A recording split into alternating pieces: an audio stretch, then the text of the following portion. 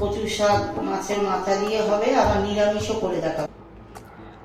আমি এই বাজার থেকে কচুগুলোকে এনে পরিষ্কার কাপড় দিয়ে মুছে তারপরে আমি এগুলোকে প্রেসার কুকারে লবণ ছোলা দিয়ে অল্প সামান্য জল দিয়ে সিদ্ধ করে নিচ্ছি। 3টে সিটি দিলাম। প্রেসার কুকারে 3টে সিটি হয়ে গেছে। এবার আমি নামিয়ে দিয়েছি ঝুড়িতে। দেখুন কি সুন্দর হয়েছে। এখানে আমি নিয়েছি সাদা জিরের গুঁড়ো, ধনের গুঁড়ো, আস্ত শুকনো লঙ্কা, চিনি, পাঁচফোড়ন, কাঁচা লঙ্কা, আদা বাটা, নারকেল, ছোলা, লেবু, লবণ, আস্ত শুকনো লঙ্কা, হলুদ, তেজপাতা। আর আমিষ করার জন্য নিয়েছি রসুন কুচি আর ইলিশ মাছের মাথা। গন্ধলেবুর পাতা নিয়েছি আমি এখানে, নামানোর আগে দেব। এটাই সবচেয়ে সুন্দর গন্ধ হবে। এবার আমি কড়াইতে তেল গরম করে তাতে 2টো শুকনো লঙ্কা দিলাম।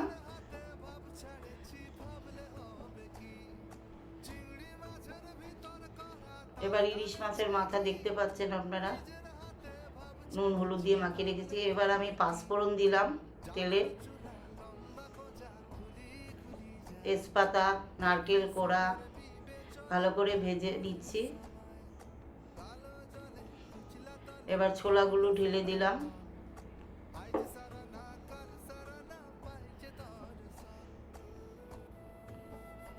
এবার নুন দিলাম, একটু সামান্য জল দিয়ে দিলাম কষানোর জন্য। এবার হলুদ গুঁড়ো দিচ্ছি, দেখুন, লঙ্কার গুঁড়ো, ধনের গুঁড়ো, জিরের গুঁড়ো, এগুলো আমি ভালো করে এবার কষিয়ে নেব।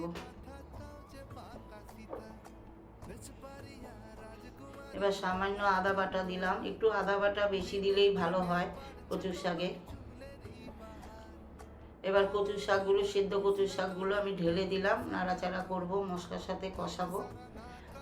যেহেতু আমি নিরামিষ করে নিচ্ছি আগে, সেহেতু আমি মাথাটা দেব না, রসুনও এখন দেব না, ওগুলো পরে দিচ্ছি। আপনারা দেখুন কি সুন্দর লোভনীয় কচুর শাক হচ্ছে। যারা নিরামিষ খান এভাবে করে নেবেন। এবার আমি লেবুর রস দিলাম যাতে গলা না ধরে, অনেক কচু গলা ধরতে পারে অনেকের, সেই জন্য লেবুর রস দিয়ে দিলাম। এবার আমি চিনি দিচ্ছি, যেহেতু লেবু দিয়েছি সেহেতু চিনিটা দিতে হয় একটু, কচুর শাক তো। যারা সুগার তারা দেবেন না। এবার আমি ঢেকে দিলাম কড়াইটায়।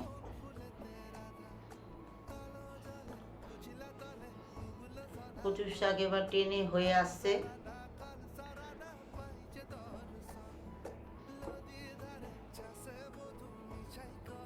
এবার আমি সামান্য আটা দিলাম, কচু শাকটা টেনে গেলে খুব ভালো লাগে, খুব স্বাদ হয়। কচুর শাক একদম মাখা মাখা হবে, জলটা টেনে যাবে আটা দিলে। এবার দেখুন সবশেষে আমার নতুনত্ব জিনিস, গন্ধলেবুর পাতা।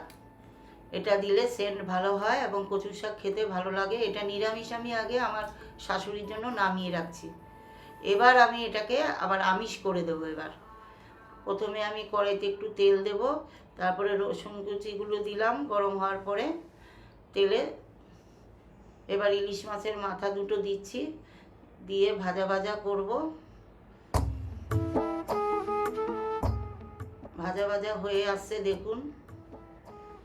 এবার আমি কচুর শাক বাকিগুলো যেগুলো কষিয়ে রেখেছিলাম নিরামিষের, ওগুলো আবার আর বাকিগুলো দিয়ে দিলাম। তাহলে আমার আমিষ হয়ে গেল রসুন আর মাছের মাথা দিয়ে। 2 রকম হয়ে গেল কচুর শাক। যারা নিরামিষ তারা আগে তুলে নেবেন, তারপরে রসুন আর মাথাটা দিয়ে ভেজে দিলেই হয়ে গেল কচুর শাক।